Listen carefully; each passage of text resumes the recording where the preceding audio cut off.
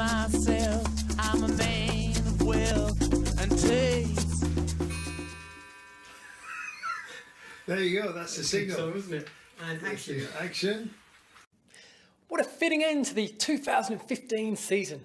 Novak Djokovic completes a truly phenomenal year by winning the World Tour Finals, and then Andy Murray wins a decisive match to secure the first Davis Cup title for Great Britain in 79 years. And what a match point to do it on. Dangerous combination, overconfidence against a guy with nothing to lose fighting on 17 days notice. In an octagon where anything can happen, you're asking for trouble.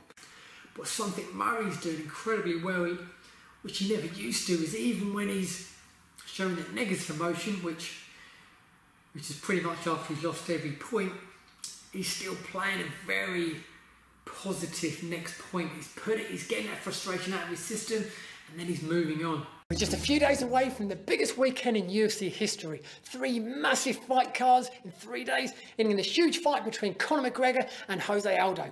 Despite the fact Aldo hasn't lost in 10 years, McGregor's still the slight favourite going into the fight. So you can see why Roger Federer was so upset with himself. It was the first time at Wimbledon since 2005 he'd hit 2 double faults back to back. It was also the first time since 2004 he lost the service game from being 40-love up.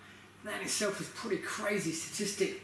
And it was the first time in 8 years he'd hit a double fault or break point down. So you've got to give Raonic credit for playing such a great semi-final.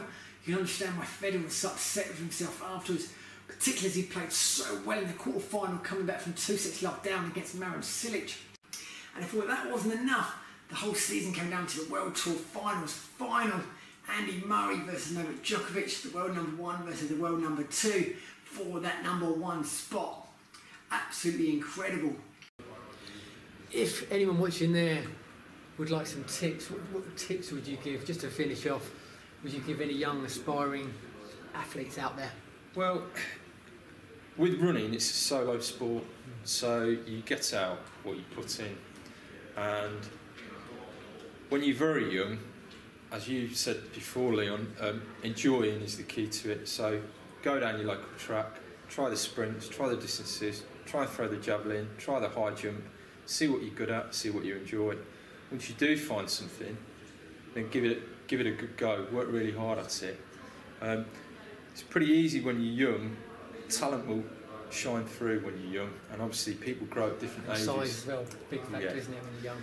So that all plateaus off when you sort of get into your mid to late teens, and then you'll find the ones that work hardest will come to the fore, basically, and that's when all your naturally talented kids that haven't got the aptitude to work hard, they'll drop off and go into other things, and the hard workers, they're the ones that will come through, really. So yeah, enjoy it, find what you're good at, and when you do, just work damn hard. Work hard, that's the big thing to come out of this, and rest well as well. Absolutely. And relax when you get a massage. Ease into the massage. Ease into the massage. Well, Mike, this has been fascinating here about your stories. Loved every minute of it. Enjoyed it. Thank Thanks, you very much. Leon. Really enjoyed it. Good man. Thank you. Nice to meet you.